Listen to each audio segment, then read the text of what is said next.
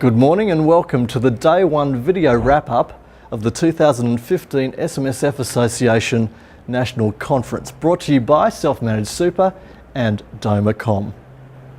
I'm Darren Tyson-Chan, editor of Self-Managed Super magazine, and this year's conference, hosted in Melbourne, has again attracted around 1,400 delegates and marks a new chapter, being the first hosted under the industry body's new name, the SMSF Association. In another first, the focus of the 2015 event is trustee behaviour and how it can change throughout the duration of the SMSF life cycle.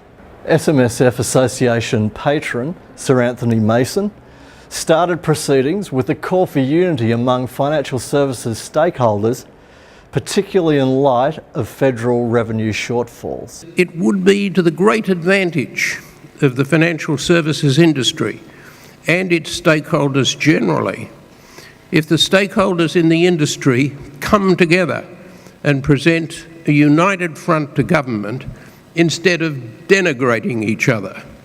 All too often in the past, stakeholders in the industry have pursued their own sectional interests at the expense of the industry as a whole.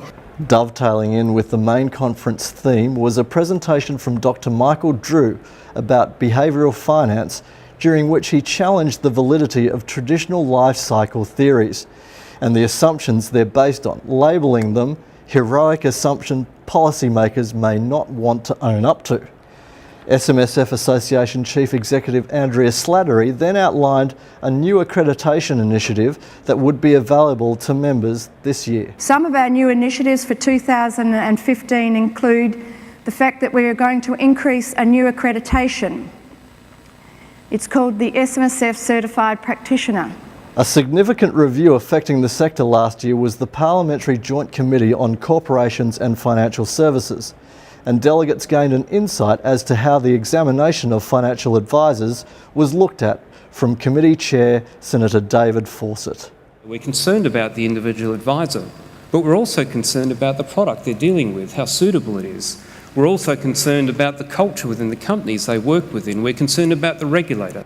The afternoon saw the first breakout sessions covering the 3 life cycle stages: accumulation, transition, and drawdown. Thinking outside the square for borrowing strategies was one topic covered.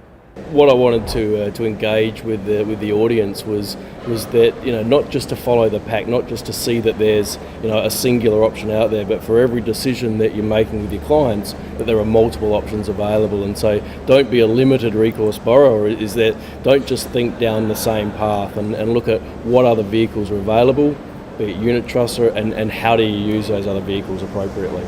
The changing role of accountants was another. Well, Darren, I think at the moment the way people look at accounting is it's all about the right customers and making sure that if you look after your customers that you'll make a good amount of money. Customers, money, customers, money. And this to me is underpinned by 4 key assumptions. The first being that everybody needs an accountant, which we know no longer holds true. The second being that if you charge reasonable fees, you'll make a reasonable profit. But we all know fees are being attacked from one side, and on the other side costs are just increasing and increasing. The third is that you're able to offer strategic advice, which as of middle of next year you can't unless you're licensed. And the fourth is that you offer genuinely good customer service. And I think this is a bit of a hidden problem for accountants, in that the once a year or once a quarter catch up with a client and not much in between just isn't going to cut it anymore. Well, that's it for Day 1. We can now look forward to Day 2, where a panel session featuring all of the industry regulators looks like one not to miss. I'm Darren Tyson-Chan.